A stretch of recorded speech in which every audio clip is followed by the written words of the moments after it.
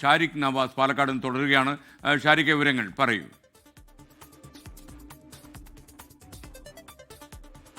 SKN, അതായത് 7-ാം തീയതി വൈകിട്ടാണ് ഈ കർണാടക ചിക്കമംഗളൂരിലെ ദാദ, അതായത് മാണിക്കധാര ഈ വെള്ളച്ചാട്ടത്തിൽ നിന്ന് കുട്ടിയെ മിസ്സാവുന്നത്.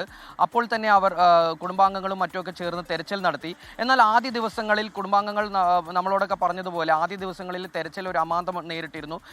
കൂടുതലായ പോലീസുകാരുണ്ടായിരുന്നില്ല, വളരെ ചുരുക്കം പോലീസുകാർ മാത്രമാണ് തെരഞ്ഞത്. ഡ്രോൺ സംവിധാനങ്ങൾ ഉൾപ്പെടെ ഉപയോഗിച്ച് തെരച്ചിൽ നടന്നിരുന്നു. എന്നാൽ കാര്യമായ ഒരു തെരച്ചിൽ അന്ന് നടത്താൻ കഴിഞ്ഞില്ല. രാത്രി ആയതോടുകൂടി അവിടെ ഇരുട്ട് വീണതോടുകൂടി ആ തെരച്ചിൽ നിർത്തി.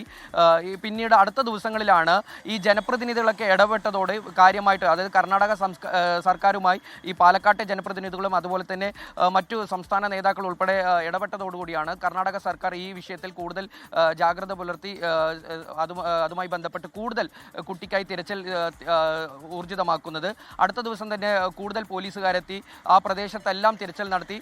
ഇപ്പോൾ വീട്ടുകാർ ഇപ്പോഴും ഉന്നയിക്കുന്ന ഒരു ദുരൂഹത എന്താണെന്ന് വെച്ചാൽ, അതായത് ഈ കുട്ടിയെ തട്ടിക്കൊണ്ടുപോകാനാണ് സാധ്യത കൂടുതൽ എന്ന് തന്നെയാണ് വീട്ടുകാർ പറയുന്നത്. കാരണം കുട്ടി പൊടുന്നനെയാണ് ഇവിടെ നിന്ന് കാണാതാവുന്നത്. കാരണം 40 അംഗങ്ങൾക്കൊപ്പമാണ് ഈ കുട്ടി ആ മേഖലയിൽ എത്തുന്നത്.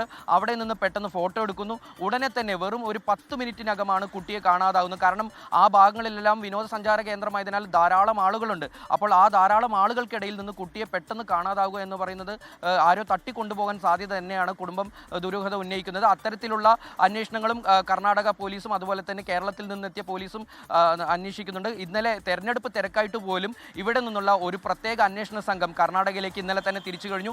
അവരും ഇന്ന് കർണാടക പോലീസുമായി സഹകരിച്ച് അന്വേഷണം നടത്തും. ഇന്നും ഡ്രോണും മറ്റു സംവിധാനങ്ങളൊക്കെ ഉപയോഗിച്ച് തിരച്ചിൽ നടത്തുന്നുണ്ട്. കുടുംബം ഇപ്പോൾ വലിയ വിഷമത്തിലാണ്. കാരണം കാണാതായത് ഒരു 14 വയസ്സുകാരിയാണ്. അപ്പോൾ ഈ കുട്ടിയുടെ കയ്യിൽ മൊബൈലില്ല, മറ്റു കാര്യങ്ങളൊന്നുമില്ല. അപ്പോൾ ഈ കുട്ടി എവിടെയാണ് എന്തെന്നറിയാതെ കുടുംബം ഇപ്പോൾ ആവലാതിയിലാണ് അവിടെ നിൽക്കുന്നത്. കുടുംബവും അതുപോലെ തന്നെ ഈ നാട്ടിൽ നിന്ന് പോയ കുറച്ച് യുവാക്കളും അതുപോലെ തന്നെ കുടുംബാംഗങ്ങളൊക്കെ ചേർന്നാണ് ഇന്ന് തെരച്ചിലിന് പങ്കുചേരുന്നത്. അത്തരത്തിൽ വലിയ രീതിയിൽ ഇന്ന് ഒരു 100ഓളം പേർ അല്ലെങ്കിൽ അതിൽ കൂടുതൽ ആളുകൾ കർണാടകയിൽ നിന്ന് ഉള്ള ആളുകളും അതുപോലെ തന്നെ കേരളത്തിൽ നിന്ന് പോയവരും കേരള പോലീസും കർണാടക പോലീസും മറ്റു എന്തായാലും കടമ്പഴിപ്പുറത്തെ ദേവനന്ദയെ കണ്ടെത്താനുള്ള ശ്രീനന്ദയെ കണ്ടെത്താനുള്ള ശ്രമം തുടരുകയാണ്.